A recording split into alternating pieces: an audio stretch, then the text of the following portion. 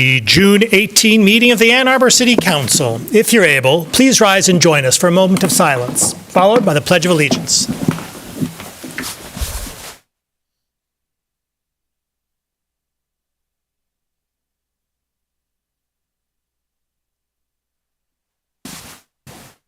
I pledge allegiance to the flag of the United States of America and to the republic for which it stands, one nation, under God, indivisible, with liberty and justice for all. Would our clerk please call the roll of council? Councilmember Dish? Here. Councilmember Harrison? Here. Councilmember Song? Here. Councilmember Watson? Here. Councilmember Radina? Here. Councilmember Ghazi Edwin? Here. Mayor Taylor? Here. Councilmember Iyer? Absent. Councilmember Ackman? Here. Councilmember Briggs? Here. Councilmember Cornell? Here. We have a quorum. May I have a motion, please, to approve the agenda? Moved by Councilmember Dish, second by Councilmember Adina. Discussion of the agenda. Councilmember Watson. I move to, sorry, my mic is a little hot today. I move to amend the agenda to move the closed session to after the consent agenda. Is there a second? Councilmember Song. Discussion of that amendment. All in favor? Opposed? That amendment is approved. Further discussion of the agenda as amended. All in favor? Opposed? The amended agenda is approved. Are there communications today from our city administrator? No, Mayor. We have the pleasure of an introduction from Mr. Carpenter from the Ann Arbor Area Transportation Authority. Mr. Carpenter, you have the comment. Mr. Mayor, members of council, good evening. Thank you. It's a pleasure to be with you on this warm, slightly steamy, still technically spring day. I hope you're doing well. So a couple of quick announcements or updates for you about the goings-on in the public transit world.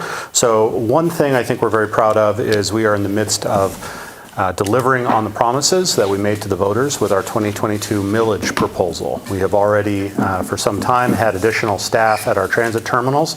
In May, we implemented our first ever express route between downtown Ann Arbor and downtown Ypsilanti, cutting the travel time by about a third and bringing those two communities closer together. Very excited about Route 104. And in August, we will be expanding our span of service. So the hours will start earlier and end later, and we'll be increasing the frequencies on Saturdays and Sundays. So that's coming in August. So we're very happy to be able to deliver on the promises that the voters supported us on back in 2022. We're also excited to be partnering with the Ann Arbor District Library, as we do every summer, to offer free weekend rides to riders with valid library cards as part of their summer games program. This goes from June 15th until August the 25th. Definitely check it out. I have no updates on zero emissions buses simply because we are still waiting to hear, as is everyone in the country, about our low-no emissions grant applications to the Federal Transit Administration. In all honesty, we don't expect to hear anything until July at the earliest, so no good news is good news, I suppose, there. There are a lot of ongoing conversations in Lansing, you may be aware, about the state budget. We're obviously tracking that very closely with our state industry association, the Michigan Public Transit Association. There are two items there that transit supporters may be interested in. First of all is the annual state budget, where the local bus operating fund is under some discussion there. We're very excited with the legislature and the governor's proposals to bring that up to help all transit agencies across the state maintain the services in the face of inflation that we've seen over the last several years. Also being discussed, and will probably be decided this week, is a question of redirecting the corporate income tax, the SOAR bill, to a number of placemaking initiatives, including public transit. I know that Representative Jason Morgan is spearheading a lot of that work. For all transit supporters, I encourage you to call your state reps and state senators and voice your support for transit funding in the regular state budget and through the SOAR packages. A little outside of Ann Arbor's jurisdiction, but we are excited about the next steps of the Ypsilanti Transit Center planning effort. About a decade ago, we rebuilt the Blake Transit Center here in Ann Arbor. We are doing the same thing in our sister city next door in Ypsilanti. Public comment has ended, but we have several great schematics. We're really looking forward to developing a wonderful new piece of infrastructure for downtown Ypsilanti. A big piece of our annual strategic planning process has been released for public comment. Our corporate business plan is on our website for anyone who's interested about the inner workings of the ride and our transit authority, the various initiatives that we have going on. Please have a look on our website, theride.org, for our corporate business plan, and you can see perhaps the biggest Gantt chart some of us have ever seen, laying out all our initiatives over the next 25 years. And then finally, I'm happy to just let everyone know that the ride is excited to be joining both the Ann Arbor and Ypsilanti 4th of July parades this year. I think we've been absent for far too long, so we're excited to have one of the big buses in the parade. Mr. Mayor, with that, thank you all very much. I hope you have a great evening. Thank you very much. We now come to public comment reserve time. Public comment reserve time is an opportunity for members of the public to speak to council and the community about matters of municipal interest. To speak at public comment reserve time, one needs to have signed up in advance by contacting our city clerk. Speakers in all instances will have 3 minutes in which to speak, so please pay close attention to the time.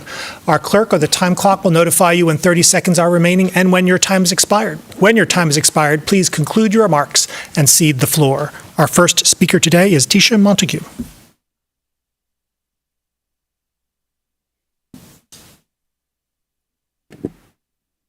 Tisha Montague.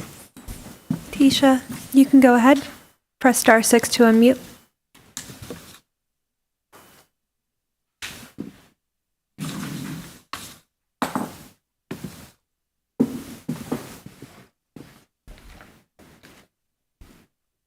Tisha, you can go ahead. Please press *6 to unmute.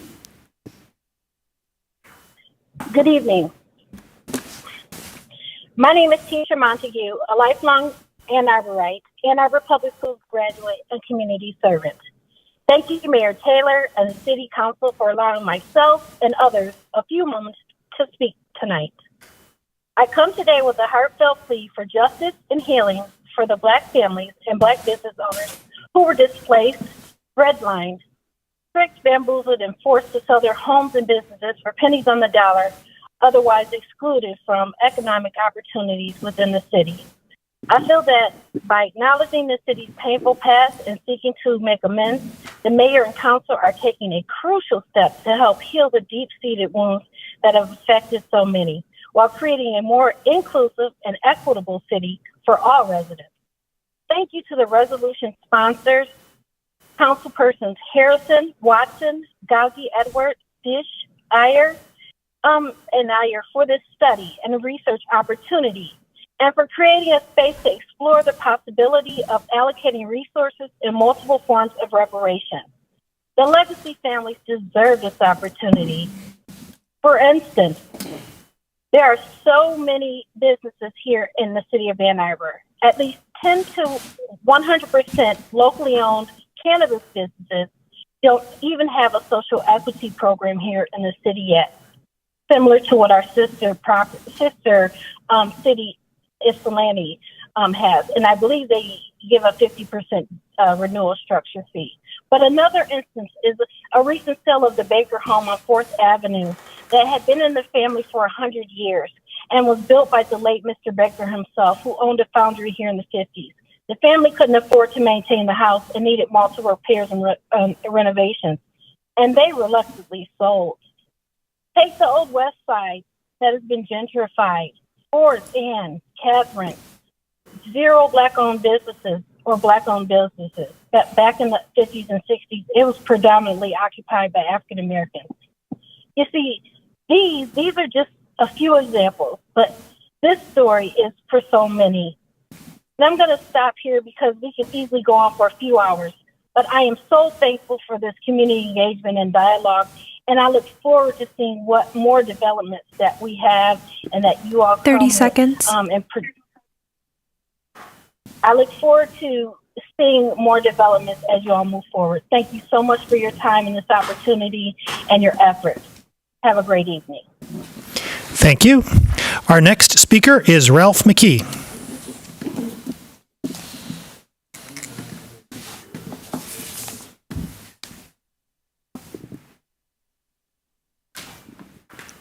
Ralph McGee, please press *6 to unmute.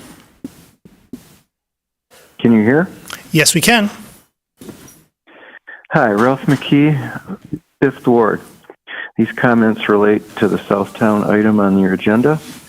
Last meeting, as part of my comments on 415 Washington, I said that right after you approved Southtown, developer 4M, run by Heidi Posher, donated $5,000 to the mayor's PAC and has also donated roughly $4K more to other Team Taylor campaigns, and that those optics weren't good. Apparently, in response, Councilmember Cornell delivered a speech, later embellished by Councilmember Iyer, to the effect that it's tiresome and inappropriate to be accused of bribery. Well, I didn't do that. I didn't use the word bribery, the phrase bought and paid for, or anything like that. But it is important to note the widely held view, particularly among prominent progressive Democrats like Bernie Sanders, that campaign donations from corporations and PACs have a corrosive effect on policy decisions by enabling access and subtly influencing policy on items that directly affect the donors, just like the situation we have here again tonight when 4M is asking to ease conditions. After last meeting, I did some homework, came across a book written by scholar Linda Powell titled Influence of Campaign Contributions in State Legislatures, Press. It's on my reading list. Here's a condensed review from Professor John Aldrich, formerly at MSU, now at Duke. She develops a theory of campaigning and legislating. She then tests hypotheses to show that financing matters. The more money, the more influence, and that influence is of the pay-to-play sort. The result is a very fine piece of serious scientific research. The book's probably more complex than that, and this isn't a state legislature. But when both Bernie Sanders and scholars say campaign money can be corrosive, you shouldn't disparage folks who suggest that could be true here. You could stop all those comments, be like Bernie. Don't take corporate or PAC money or big individual donations from those with business before you, or give it back. 4M gave the PAC money last October, campaigns weren't even started yet. And now you don't have any real opposition, so you don't need it. And besides, some of you said recently campaign money doesn't matter, it's all shoe leather and knocking doors. The real purpose, seems to me, is to show potential candidates that Team Taylor can offer startup bucks, but if you oppose, you'll need lots of cash. And you know, Councilmember Iyer, $8,000 might not be much for you, but for lots of local campaigns, that's real money. And maybe a little 30 less seconds. expressed enthusiasm for 4M. Some of your comments were sort of like Swifties who just got an autograph. Okay, you like the project, got it. Just remember, you're overseeing negotiations for a multi-million-dollar project. Maybe this hydrogen fuel cell tech isn't ready. Maybe it's greenwashing. Please talk to some experts. Thank you, and good night. Thank you. Our next speaker is Kathy Griswold. Good evening. I'm here to talk about CA 25. I'll read the resolve clause. The council amends the fiscal year 24 general fund expenditure budget by $1.8 million as follows, with the source of funding for severances of $592,000 from the assigned fund balance, $340,000 from reimbursements, and the remaining $915,300 from a use of fund balance. Now, that continues a trend. $2.79 million from the general fund reserve was used to balance the fiscal year 25 budget. Given this trend, one must ask, do we have a tax increase in our near future, possibly at an off-year, low turnout election time? According to MLive, we have a cap of 20 mils. That gives us a 2.3 mil available tax increase. I'm saying that for two other reasons. We have a backlog of pedestrian safety improvements. When we had a fatality in a crosswalk, we were assured that pedestrian safety would be addressed. And to prioritize pedestrian safety, safety requests is like playing Russian roulette with our children. It is inexcusable. We are a wealthy community. It's not a lack of money, it's a lack of political will, and it is not progressive. And third, in 2016, following the death of a student in an unlit crosswalk, a school crosswalk where the nearest light was 132 feet away, Mayor Taylor said, probably thinking out loud to the grieving audience, maybe we need a pedestrian safety tax. I hope that this is not true, but I am deeply troubled by the direction the city is taking. Lastly, I'd like to say that the King School crosswalk, the vegetation continues to grow. It is invasive species, and there are invasive species growing throughout the city. At the corner of Huron Parkway and Glacier, where we've spent about $1 million on infrastructure improvements for pedestrians, the cars are not stopping at the crosswalk line. They're stopping past the crosswalk because they can't see because of the vegetation in the natural area that I have reminded the city every year. How can we be proactive? These are things that can be done without any additional funds. Thank you. Thank you. Our next speaker is Alan Haber.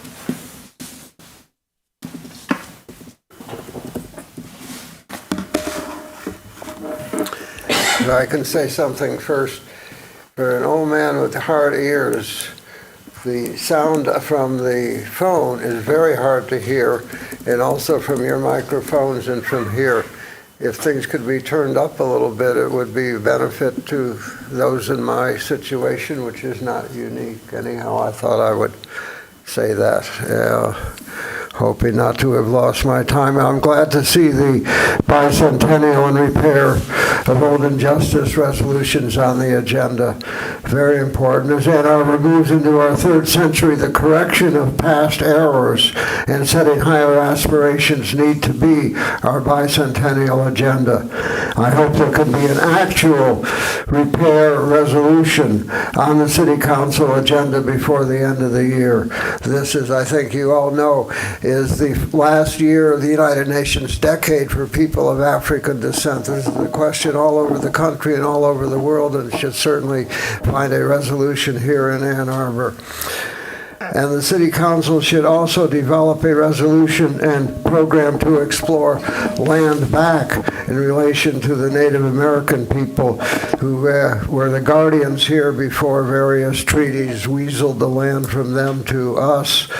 And we should see in some way how to not only have a resolution, a regular expression, along with the Pledge of Allegiance, of a statement of land acknowledgement that happens many places increasingly.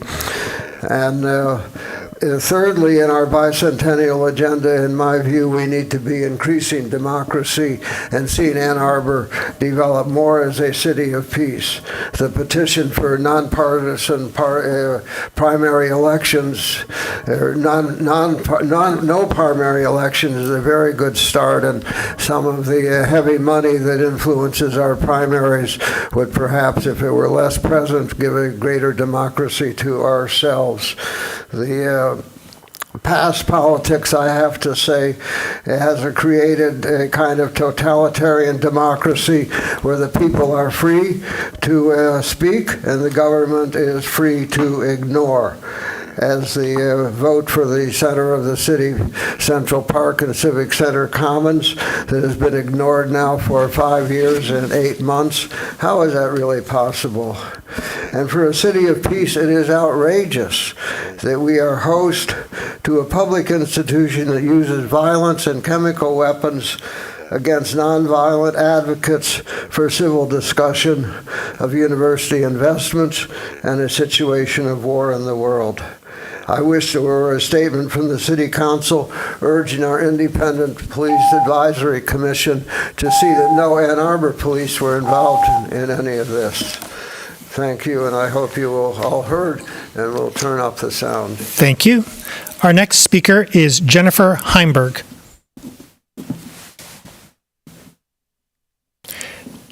Jennifer Heimberg.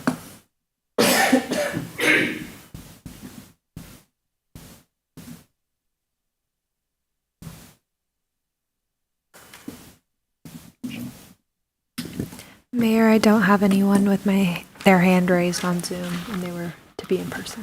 Thank you. Our next speaker is Henry Herskowitz.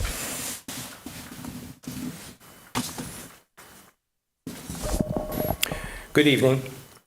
From the text supplied to Ann Arbor High School students, we read, Jews who were selected for death were told to undress for a shower and then led into a chamber with fake shower heads. After the doors were closed, cyanide gas poured from the shower heads.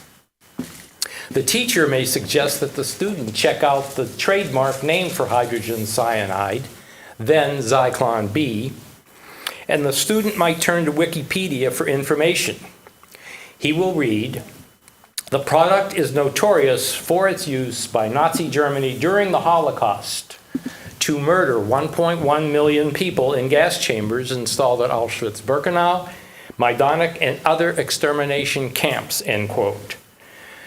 British author and former professor at University College London, Nicholas Collerstrom, disagrees. In his book, Breaking the Spell, he clearly admits the presence of gas chambers in these camps, but also clearly differentiates between the real fumigation gas chambers and the claimed homicidal gas chambers.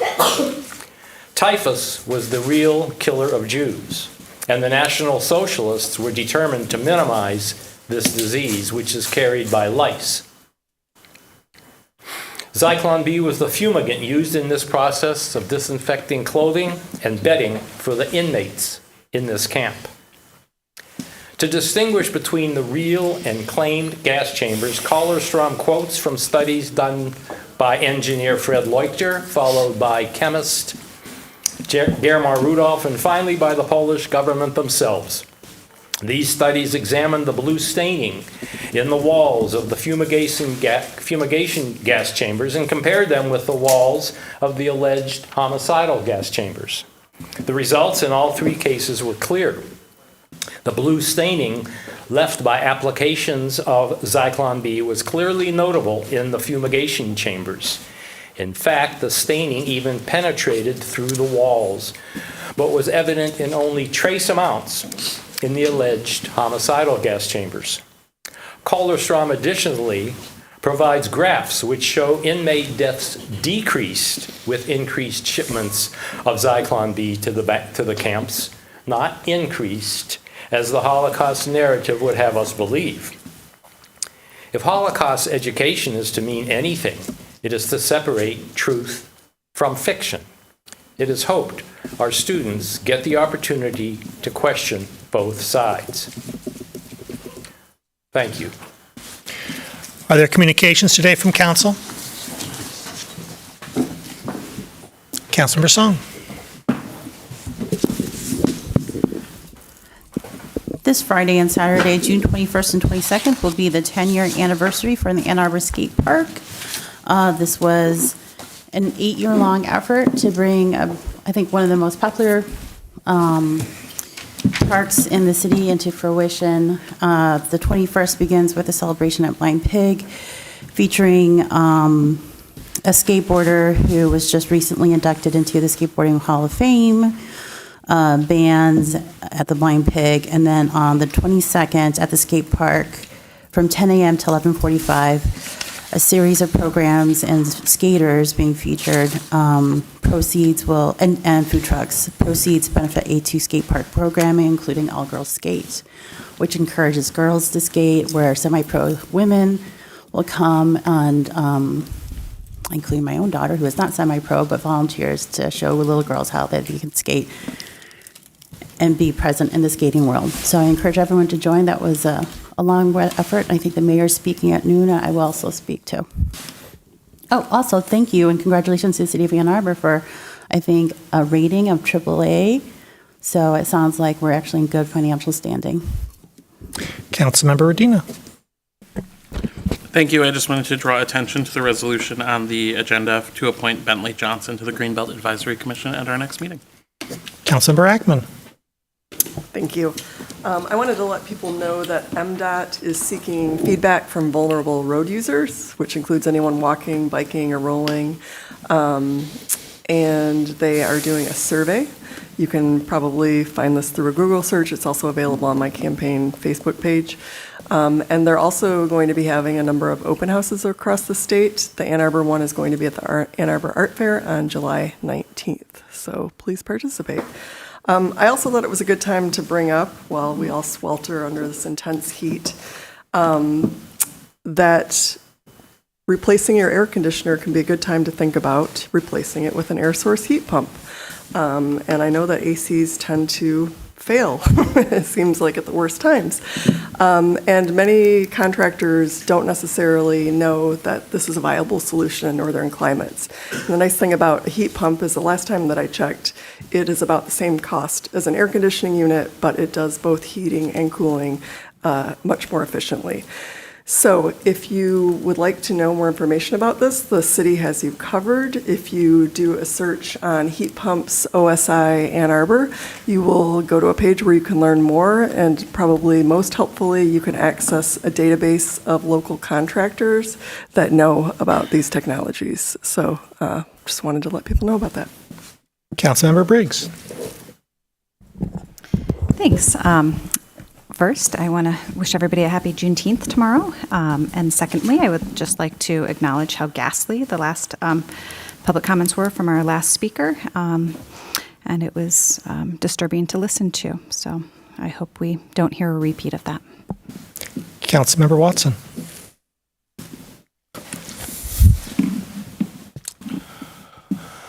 I was proud to participate along with a number of my colleagues in the Juneteenth March and celebration this past Saturday. Thank you to the NAACP for organizing the event and to all the community members who attended. Please join me for a listening session on Thursday, June 27th from 5 to 6:30 p.m. at Rapport at 2721 Plymouth Road. Come to discuss local issues as usual, but this will offer a different time in that after work hour, 5 to 6:30 p.m. Councilmember Dish. I also wanted to say what a great time I had at Juneteenth on Saturday, the celebration and community unity walk that is annually organized and supported by the NAACP. This time, particular highlights for me were the steppers, who were amazing. I kind of wished they would have taught the rest of us how to do what they do, but I think that would have been awkward. And also, Common Cycle was there, and I got a tutorial on how to oil my bike chain, which is not simple. So it was really great to be walked through it. Okay, I know my biker friends are like, oh, that's Bike 101. But it's another step towards self-sufficiency. Further communication from council. I would like to nominate the following appointment for approval in a one-step process today to the Housing Commission. Matthew Weber. May I have a motion, please? Moved by Councilmember Watson, second by Councilmember Song. Discussion? All in favor? All opposed? It is approved. 11 council members present, thus satisfying the 8-vote requirement. I would also like to recommend the following nomination for your consideration to the City Planning Commission, Richard Norton. We have before us the consent agenda. May I have a motion, please, to approve the consent agenda? Moved by Councilmember Cornell, second by Councilmember Ackman. Discussion of the consent agenda. Councilmember Watson. I'd like to pull CA 5, please.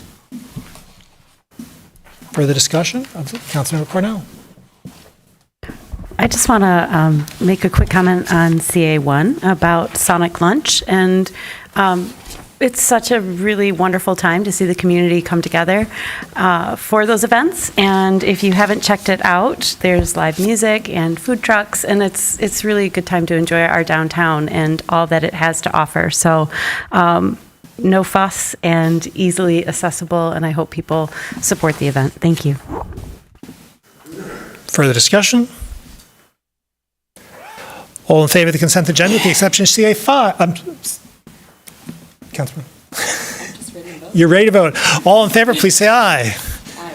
Opposed? The consent agenda is approved with 11 council members present, all voting the affirmative, thus satisfying the 8-vote requirement with respect to CA 11, CA 14, CA 15, CA 21, CA 23, CA 24, CA 25. CA 5, resolution to approve the Housing and Human Services Advisory Board recommendations to amend the Ann Arbor Affordable Housing Fund policy, moved by Councilmember Watson, seconded by Councilmember Harrison. Discussion, please, of CA 5. I believe we have an introduction from Ms. Hall. Good evening, Mayor and City Council. I volunteered to provide context and history to this agenda item because I've actually been around so long working on housing and homeless issues. I was here when this was first adopted in 1989, which is 35 years ago. So although I can't remember every detail, I have a lot of history working with this particular affordable housing fund. So back in 1989, there weren't very many communities that actually had housing and homelessness on their radar at all. So when this fund was created, it was new, it was conceptually new, and the language is pretty archaic. There's been a few minor modifications over the year, but when the Housing and Human Service Advisory Board, which is the citizen advisory board tasked with making funding recommendations to City Council, were reviewing this policy, they wanted to make some modifications and make some recommended modifications to you. The Washtenaw County Office of Community and Economic Development staff are actually contracted by the city to provide the support to the HHSAB, and they are actually the ones that administer the fund through a competitive community application process. And Tara Cohen is here from Community Development as well. Back in 1989, or I think 88 even, the founding council members who conceptualized this fund thought of it as a place where the city could put general fund contributions, which they typically did about $100,000 a year for many years, proceeds from city land sales, and also developer contributions. Since about 2006, the fund has received about $9.4 million total. The city contributed about $4 million in general funds, $3 million in land sale proceeds, and developers have contributed about $810,000 since 2006. The balance came from other small funding sources, came through investment income and like program income when somebody paid back a loan that they received. The last significant general fund contribution was in fiscal year 20. It was in the amount of $660,000, which I feel like was maybe recorded as a general fund contribution, but possibly was from a land sale because it's an odd amount. And the last time a developer contribution was made was in fiscal year 22, which was $88,200 from the development of 325 East Summit. These current proposed policy changes are being presented to you tonight after discussion by the HHSAB in anticipation of recent City Council approval of 3 developer contributions in lieu of including affordable housing on site. There is 721 South Forest, approved in June of 2023 for $4.6 million, 711 Church, approved by City Council in May of 2024 for $7.2 million, and 732 Packard, approved by Council this month for $6.6 million. If all of these projects are built, the contributions actually come into the fund after certificates of occupancy. And so they have to be built first before the contribution happens. The total would be about $18.5 million. So this is more than double the revenues into the fund from the last 18 years. Consequently, it seemed prudent to do a thorough review of the policy just to make sure that the contributions are spent on what the current community needs are and to make sure there's appropriate underwriting standards. So the next step is to actually turn the policy into a more rigorous application process. And these funds are actually not, just so everybody knows, they're not budgeted in the Housing Commission's budget. We actually have to apply for the funds as well. The fund was originally created to develop affordable housing, but there were other eligible uses such as rental vouchers, operating expenses, presumably for nonprofits, although it wasn't spelled out, and for services. Over the years, there were periodic one-time expenditures on services and studies, and even funding for the Housing Commission operations and other nonprofits. But these were typically small grants. A lot of times we did $2,000 little mini grants, sometimes around $20,000 and sometimes over $100,000, but they were always just a one-time commitment for a urgent need that was happening at that time. The HHSAB had a lengthy discussion over several meetings, and they talked about the current policy and the current housing environment, which led to the proposed changes in policy. There's actually a red line version in your packet, so you can see what those proposed changes are. The HHSAB believes that the priority needs to be the housing development, and the funds were never used for rental subsidies, so that was something they felt comfortable removing. The Housing Commission, we actually administer a rental voucher program, and it's a very complicated and extremely expensive and very labor intensive. So it didn't seem to make sense to do something like that with one-time periodic funding, not a recurring funding source. The city and both the city and the Housing Commission, through the city's funding, provide several $1 million annually for nonprofit operating support for housing and other services from the general fund, from the rebate from the county mental health and sheriff millage, as well as the state marijuana excise tax rebate. So that didn't seem to be as urgent of a need anymore. And because developing affordable housing is so expensive and requires multiple funding sources, with the city's affordable housing millage, it can also be leveraged with this affordable housing fund to do affordable housing. And up to 20% of the affordable housing millage can be used for resident services, where the millage is also used for affordable housing development where that resident lives. So consequently, the HHSAB wanted to affirm the city's commitment to affordable housing development with this fund. And I am done with the sort of the history behind it all. And I know Tara is here and happy to answer any questions about any of the specific changes. Thank you. Thank you. Further discussion of CA5? Councilmember Watson. Well, thank you, Ms. Hall and Ms. Cohen. Lynn Song and I serve on HHSAB, so we're really grateful for the work you do leading those meetings, and we're grateful to be privy to those discussions of the changes. I really appreciate the history you walked through, and just want to reinforce the statement that there are so few funds dedicated to permanent support, the development of permanent supportive housing here in the community, and the potential for this fund to grow, and the commitments that we're receiving for these new funds. We really hope to see those turn to new units, and we're grateful to our partners at the county who help administer this. So, if my colleagues don't have any further questions, I'm just happy to support this tonight.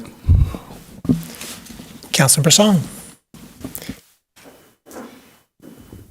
My history doesn't go back as far as Commissioner Jennifer Hall's, but I do remember my earliest awareness of our local affordable housing efforts was around the library lot and how that sale could have brought in $5 million towards the affordable housing fund, but had $0 at that time and predates our millage. So now we have dollars in that fund.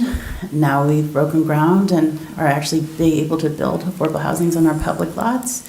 I still think about that missed opportunity on that revenue that could have come earlier before the pandemic, and that could have helped Ms. Hall do her work more quickly. But I just want to comment how, despite conversations in community worrying about how these dollars are used, it's very clear that there's considerable effort and oversight and instruction from folks who are from the social services agency community folks who have this tenure at the county and within the city. And thank goodness that we can leverage these dollars multiple times over with state and federal funds. So when we have new development, not only does it help us with our current tax base and our ongoing costs and services, it also helps us build these units. Further discussion? All in favor? Opposed? It is approved. Ms. Kaur, it's my understanding we have a closed session today.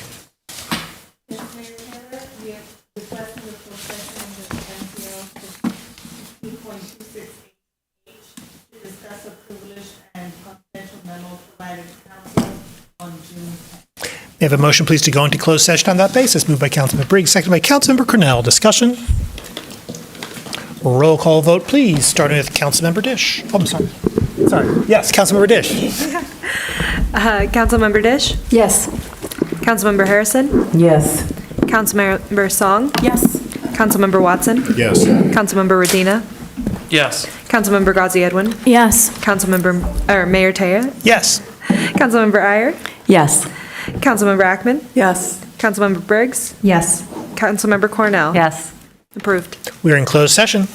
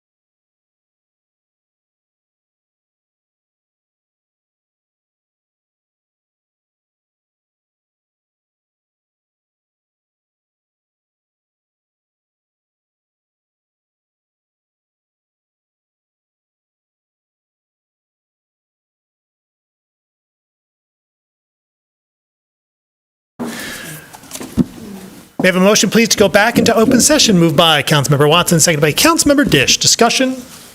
All in favor? Opposed? We are back in open session. We now come to a set of public hearings. Public hearings are opportunities for members of the public to speak to council and the community about the specific subject matter of that public hearing. To speak at a public hearing, you need not have signed up in advance, but your speech must relate to the subject matter of the public hearing. That is to say, the specific item on the agenda to which the public hearing relates. Speakers both in the room and online will have 3 minutes in which to speak, so please pay close attention to the time. Our clerk or the time clock will notify you when 30 seconds are remaining and when your time has expired. When your time has expired, please conclude your remarks and cede the floor. Public hearing number 1, resolution to approve the Brixmore annexation, 0.05 acres, 110 Algaby Way. Is there anyone in-house who would like to speak at this public hearing?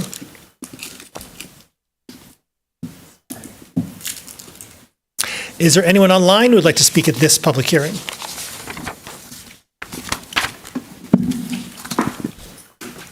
Mayor, I don't have anyone with their hand raised.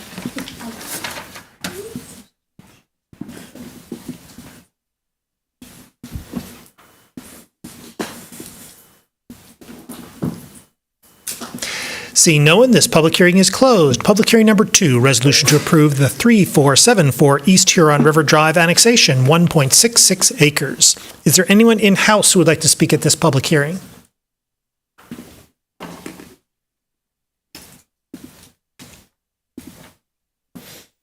Is there anyone online who would like to speak at this public hearing?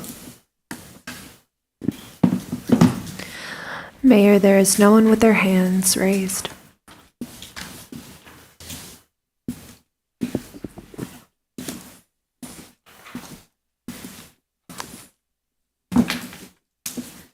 Seeing no one, this public hearing is closed. Public hearing number 3, resolution to approve the Lou annexation, 0.51 acres, 444 Huntington Place.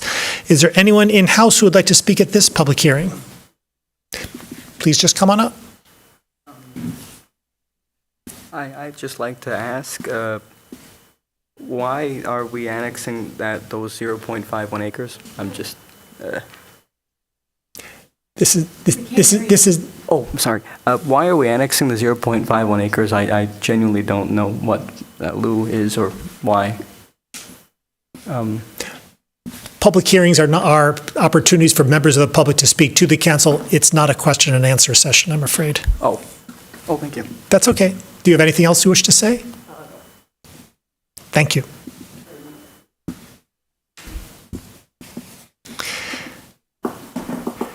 Is there anyone else in-house who'd like to speak at this public hearing?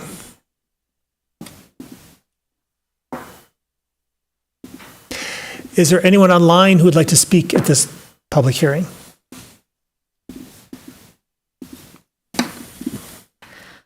Mayor, I have no one with their hand raised.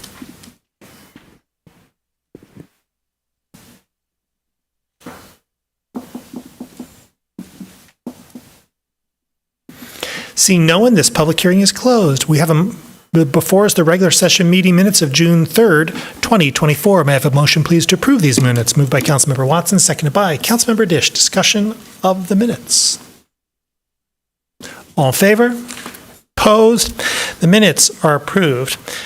C1, an ordinance to amend the zoning map, being a part of Section 5.10.2 of Chapter 55 of Title 5 of the Code of the City of Ann Arbor of 1.7 acres from C1AR with 2023 conditions, campus business residential, to C1AR with 2024 conditions, campus business rental, Southtown rezoning, moved by Councilmember Dish, seconded by Councilmember Medina. Discussion, please, of C1. I believe we have a staff introduction.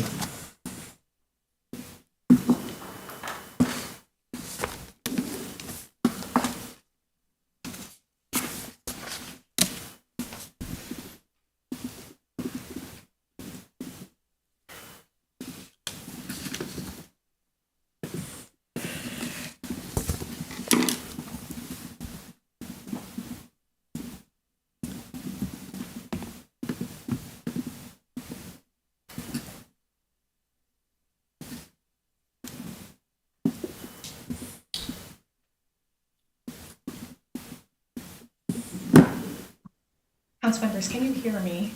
We can hear you. We cannot see you.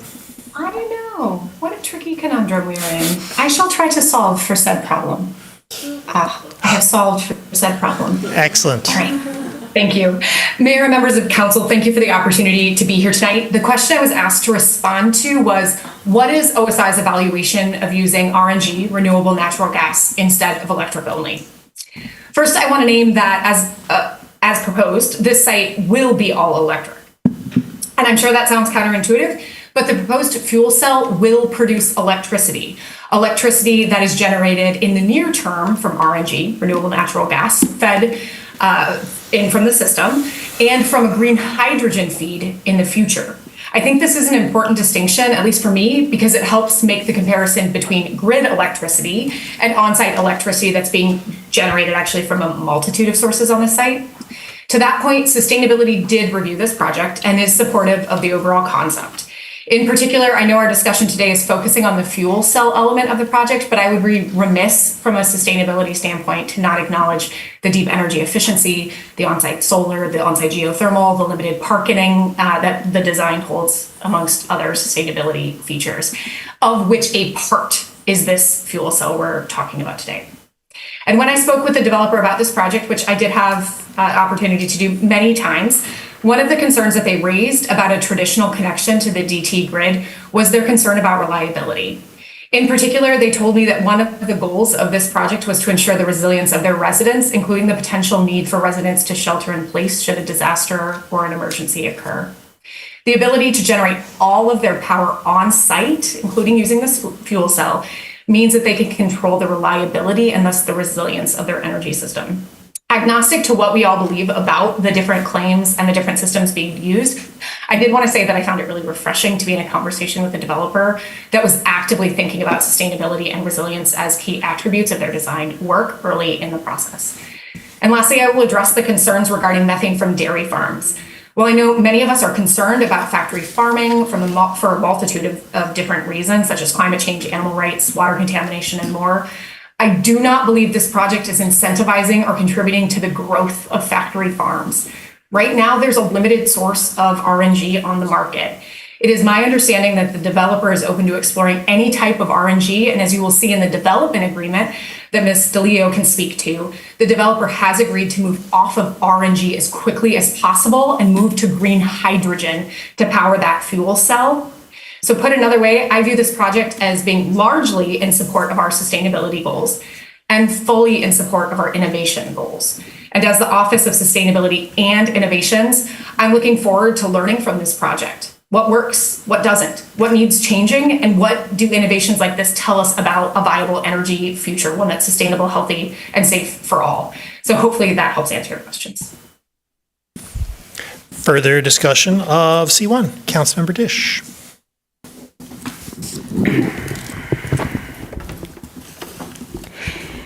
So the current zoning designation for this project, as you mentioned, Mayor Taylor, is campus business residential with conditions.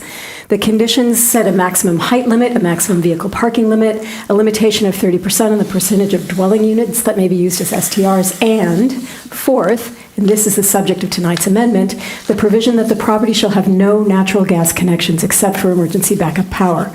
We are asked to replace that language with the following, quote, development on the property shall be powered by a microgrid with continuous operation of a minimum 60% less carbon intensity than the franchise provider of electricity for the city.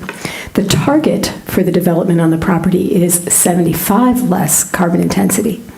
Developer shall provide a report to the city upon request that confirms compliance with this requirement, end quote. As originally proposed, Southtown was to be an all-electric development that would use DTE electricity as the sole utility provider for the building with no natural gas connection to DTE gas service except for the on-site emergency backup. We are now asked to amend the no natural gas connection provision because the project now proposes to generate its own electricity, as staff member Dr. Stultz said. And it will generate that electricity by operating an on-site fuel cell And it will also meet an emissions standard of generating 60% fewer greenhouse gas emissions than would be generated if DTE supplied the electricity to the project. The project proposes then to shift from reliance on DTE's electric grid to producing energy through its own microgrid, composed of a fuel cell, 2 geothermal systems, solar, and batteries. The microgrid will need a natural gas connection to power its fuel cell. Fuel sources for that fuel cell will include renewable natural gas, which can take different forms, such as landfill gas purchased from DTE or renewable energy contracts with dairy farmers. The project also proposes to employ carbon capture on site, with the captured carbon either being permanently sequestered or sold into the food-grade carbon market to carbonate Coke, perhaps, or Pepsi beverages, whichever you like better. Put simply, this amendment allows a gas connection in exchange for setting an emissions reduction standard for the Southtown project. The microgrid must reduce Southtown's carbon intensity from energy usage by no less than 60%.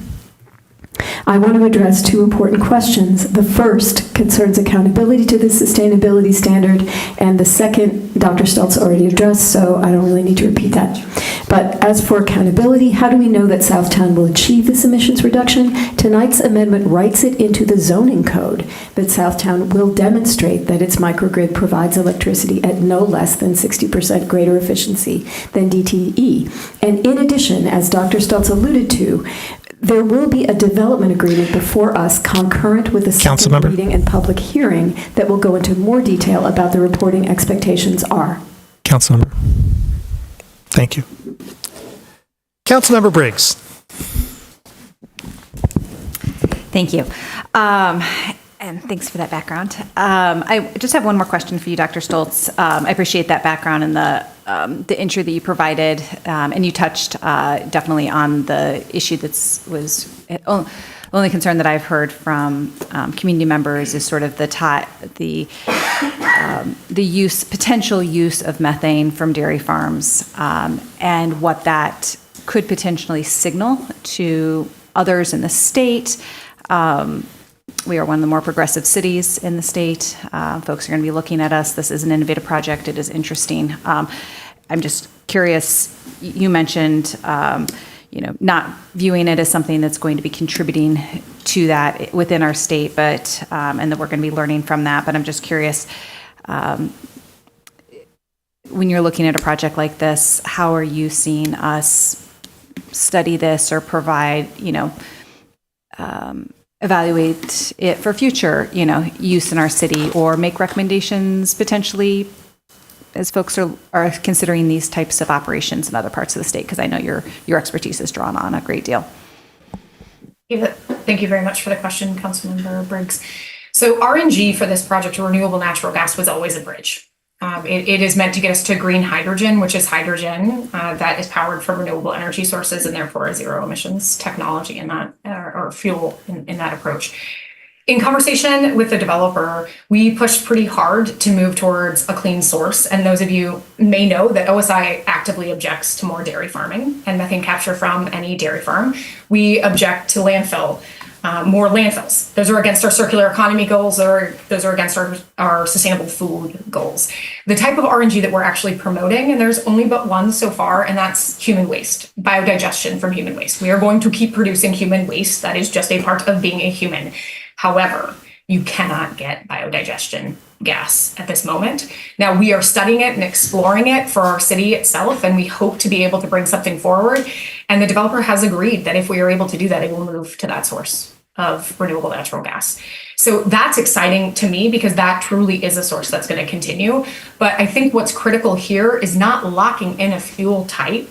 There isn't a commitment to long-term RNG, as you'll see in the development agreement. We probably wouldn't support that from other sources. This is a bridge to something that truly is more innovative, understanding the viability of green hydrogen and carbon capture, which we haven't talked about as well, but you'll see in this development agreement, there's a requirement to capture the carbon that's emitted on site.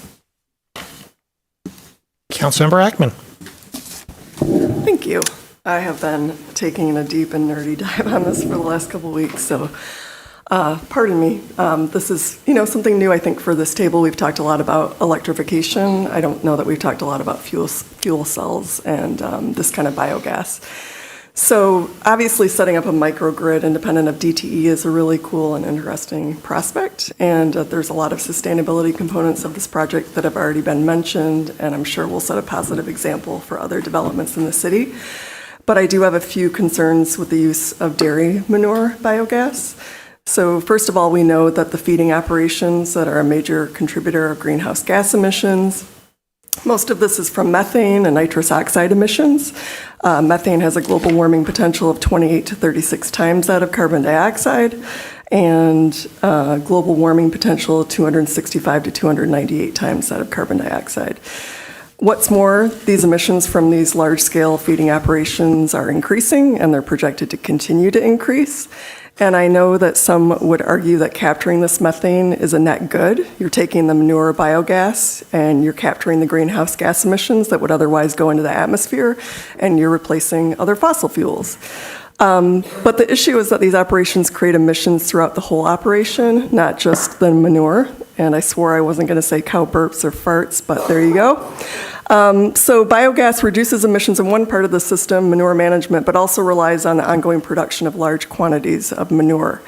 So I guess what I'm saying is this can turn into kind of a perverse incentive. And no, I don't think that this project is going to contribute to scaling up these farms. But when I think about this as an approach, that is my concern.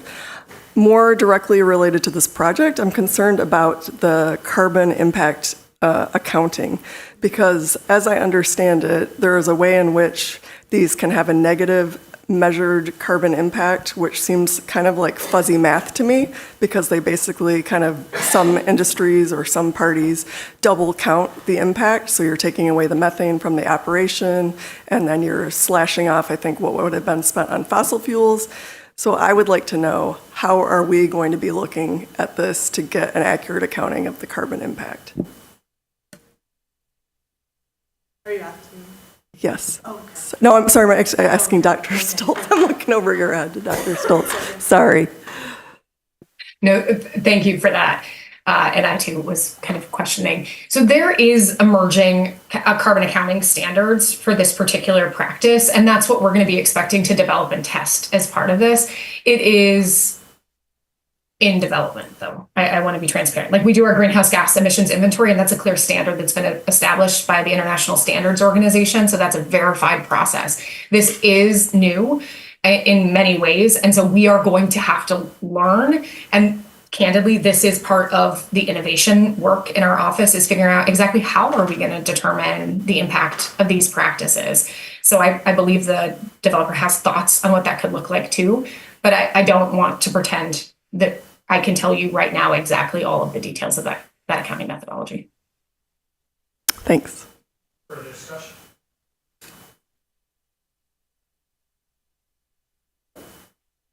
Roll call vote, please, starting with Councilmember Dish? Yes. Councilmember Harrison? Yes. Councilmember Song? Yes. Councilmember Watson? Yes. Councilmember Radina? Yes. Councilmember Ghazi Edwin? Yes. Mayor Taylor? Yes. Councilmember Iyer? Yes. Councilmember Ackman? Yes. Councilmember Briggs? Yes. Councilmember Cornell? Yes. It carries.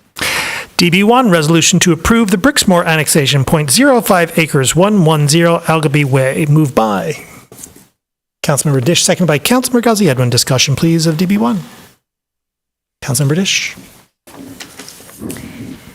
So we are asked to approve the annexation of this site, which is currently zoned township and is located on the west side of US 23 and north of Arbor Land Center Shopping Plaza on Washtenaw Avenue, which makes it in the Huron River watershed.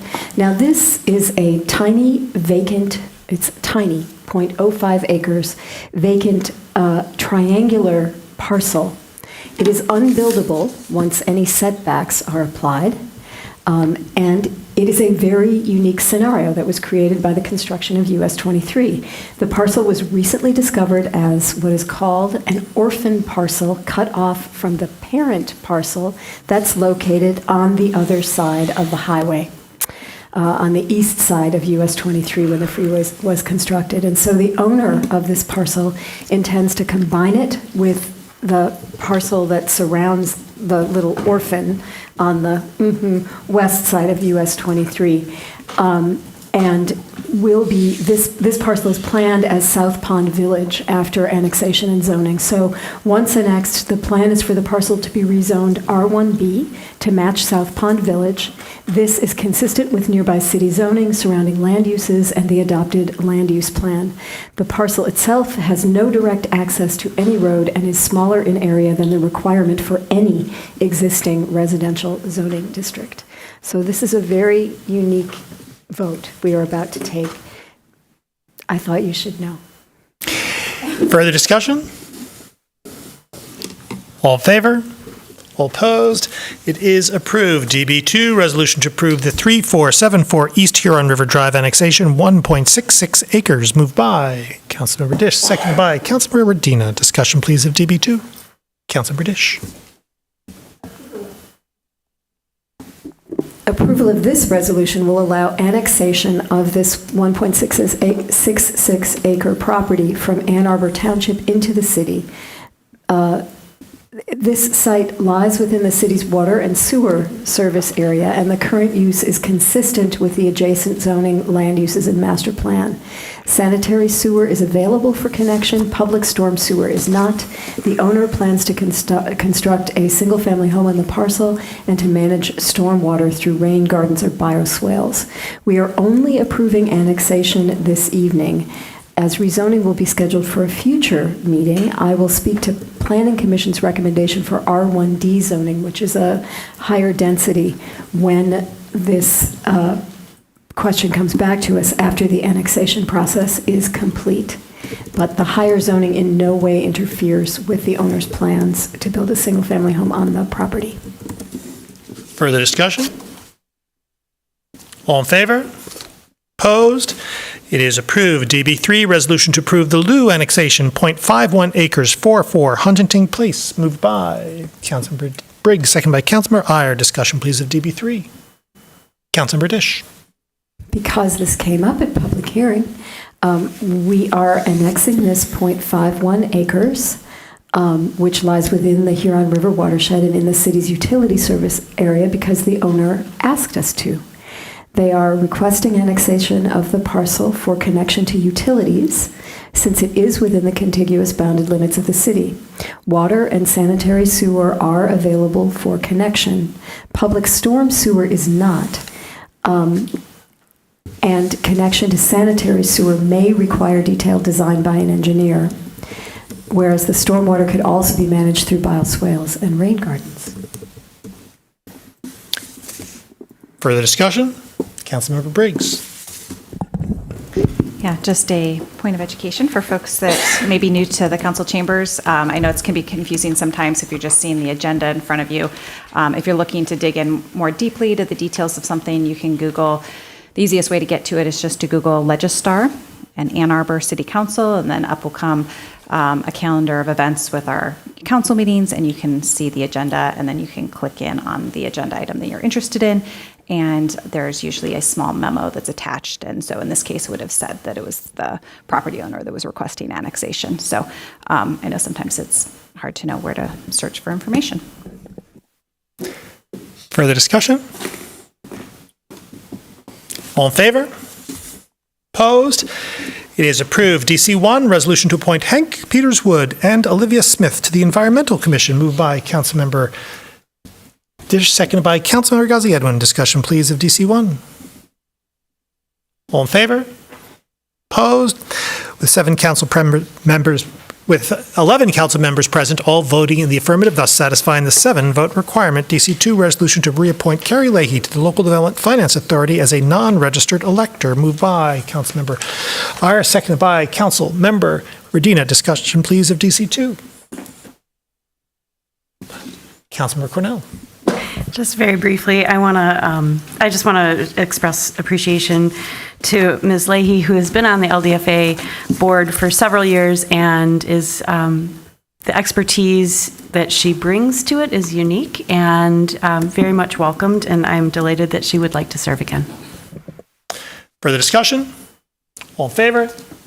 Opposed? It's approved with 11 council members present, all voting in the affirmative, thus satisfying the 7-vote requirement.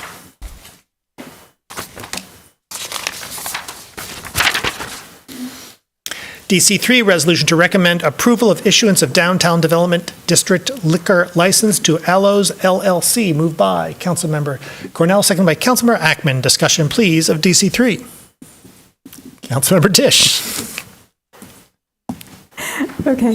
The Liquor Commission is delighted to say that Aloes LLC will be receiving a downtown development liquor license, and that Aloes will be a full-service restaurant whose mission is to provide excellent food and drink, and will take over the space that some of us may know as Aroma, a former really delicious Indian restaurant. They will, so this will be another really delicious restaurant, and they will renovate the outdoor patio, which will be lovely. It will activate that space, and it will showcase the culinary talents of chef and restaurateur Max Sussman, whom some of you may know from if you eat from the Pizza Replicator truck. Yes. And the designated premises at 221 West Liberty Street is an appropriate location for a liquor license, and they are meeting the appropriate standard of renovation that you need to make to achieve one of these licenses. So we are very happy to bring this to you for your vote. Further discussion? All in favor? Opposed? It is approved. DC4, resolution to study a reparations program in Ann Arbor to remediate historical injustices and discrimination against its black residents. Moved by Councilmember Harrison, seconded by Councilmember Watson. Discussion, please, of DC4. Councilmember Harrison. Thank you, Mayor. Tomorrow is Juneteenth, a day that commemorates the emancipation of enslaved African Americans in Texas, who remained in bondage for 2 years after the Emancipation Proclamation due to delayed enforcement by state and local authorities. Every day, we as African Americans are reminded of the enduring legacy of slavery and discrimination. Weathering the cumulative impact of social, economic, and political disadvantage over generations has left lasting scars in the Black community. It is not just some insignificant relic of the past, but a reality that continues to affect our present. Reparations are not about handouts. They are about acknowledging the injustices of the past, understanding their impacts, and finding ways to address them so that we all can heal. This process involves looking into our city's history, confronting the uncomfortable truths, and seeking justice for those who have been wronged. Some may argue that those who were not alive during slavery or did not directly perpetuate discrimination should not be responsible for reparations. However, it is essential to recognize that many have benefited from the systems of oppression that were built on the backs of enslaved people and perpetuated through discriminatory practices. The wealth, opportunities, and social structures we see today are, in part, the result of this historical inequity. Justice requires that we do more than acknowledge these truths. It demands that we take action to rectify them. This resolution is a step towards that justice.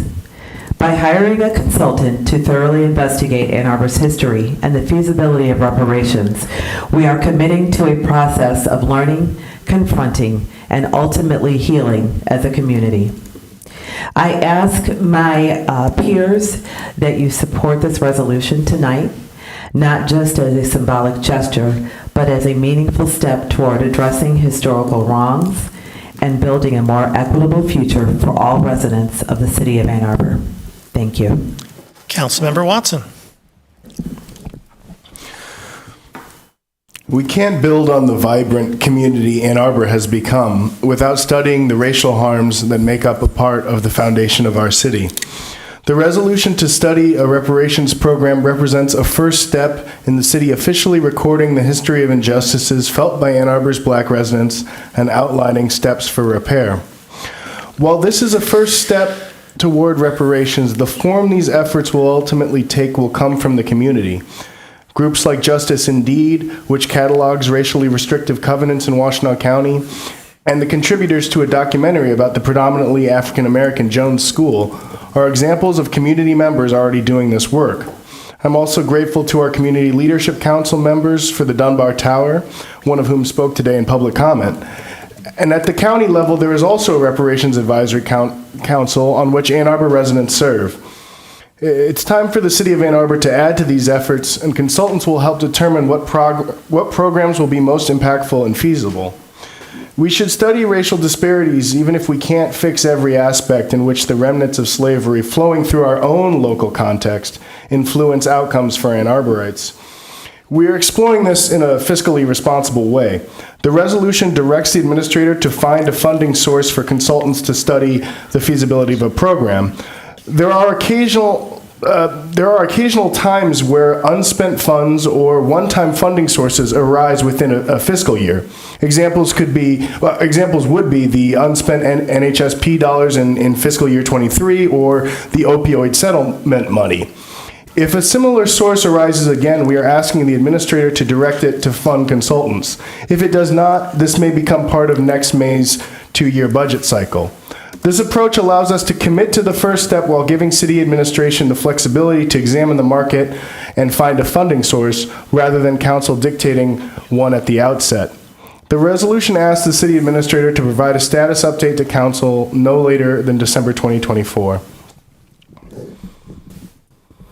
Councilor Ghazi Edwin. Firstly, I want to thank, council members Harrison and Watson and everyone else's work to help make this resolution a possibility. For my part, I just want to say that since first being elected to city council, I've been looking forward to a day where we as a city can begin to reconcile our past and acknowledge the harms we perpetuated against Black Americans and others. This resolution gives us the ability to conduct a study and produce an impact report detailing the harms perpetuated against Black Americans and potentially explore what we can do, even in a small way, to repay those most impacted. It is important that we as a city recognize that we belong to a nation where political, social, and economic institutions were built at the expense and exclusion of Black Americans. That as a nation, we are where we are today because of profiting off of free, enslaved Black labor. And that in order to be the most prosperous that we each can be, the most healthy that we each can be, we are obligated to examine our wrongs, acknowledge them, and try to right what we have done to others. Thank you. I hope we can receive all of your support tonight. Councilmember Iyer. Thank you. So studying, recognizing, and then addressing the historical injustices and discrimination stemming from slavery and subsequent systemic racism is a crucial step towards achieving true equity in our community. The proposed study to assess the feasibility and structure of a municipal reparations program is a significant move towards acknowledging the deep-seated impacts of slavery, segregation, and systemic discrimination that have disadvantaged Black residents for generations. This initiative, I believe, reflects our city's commitment to ensuring that all citizens have equal access to housing, employment, healthcare, and economic opportunities, and are not disproportionately impacted by policing. As the resolution stresses, it is essential that the voices of Black residents lead the discussion, as only they can truly determine the path to healing from the traumas endured by their ancestors and themselves. And it's important to note that reparations can take many forms, including meaningful policy reforms and community investments that can foster lasting change. I hope we can all support this resolution and take this important step towards justice and equity for all residents of Ann Arbor. And I really want to thank Council Members Harrison and Watson and the rest of the co-sponsors for their work on this. Thank you. Further discussion? Councilmember Song.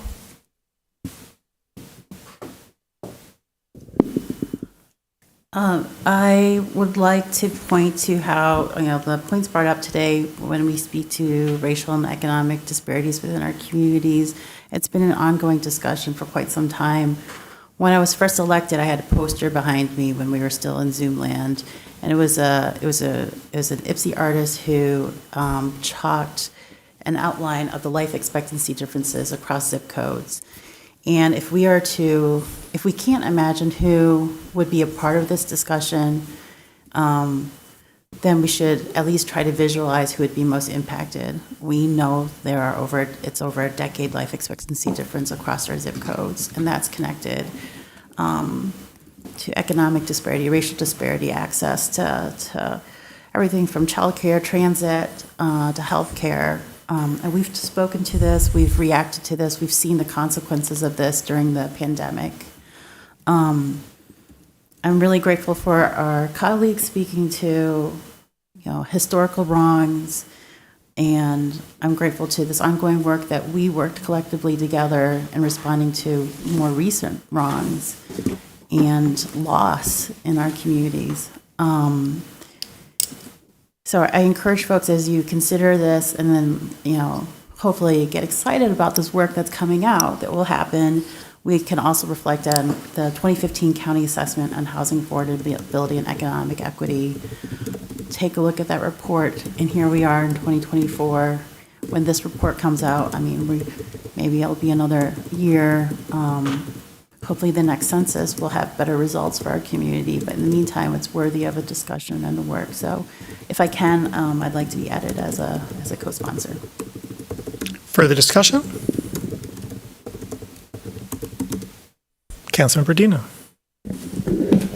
Thanks. I just wanted to echo thanks to the sponsors, and particularly council members Harrison and Watson. And I know that this is a conversation that Councilmember Harrison has been leading for her entire time at this table with us, which I think also emphasizes the importance of representation at this table and how much our council today is better reflective of councils in the past and getting us to this point. And so I just want to thank her for her work on this, and I would also ask to be added as a co-sponsor.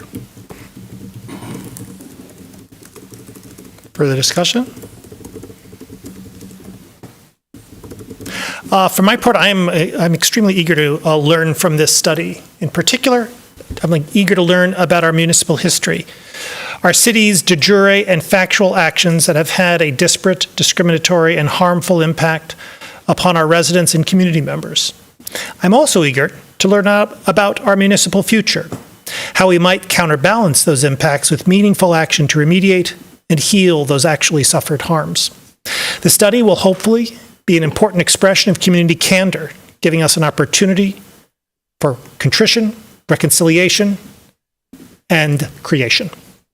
I'm grateful to sponsors bringing this forward and would like to be added to their number. Further discussion? All in favor? All opposed? It is approved. We have before us the clerk's report of communications, petitions, and referrals. May I have a motion, please, to approve the clerk's report? Moved by Councilmember Iyer, second by Councilmember Cornell. Discussion. All in favor? Opposed? It is approved. Ms. Kaur. In the absence of public comment overflow, may I have a motion to adjourn, please? Moved by Councilmember Cornell, second by Councilmember Ackman. Discussion. All in favor? Opposed? We're adjourned.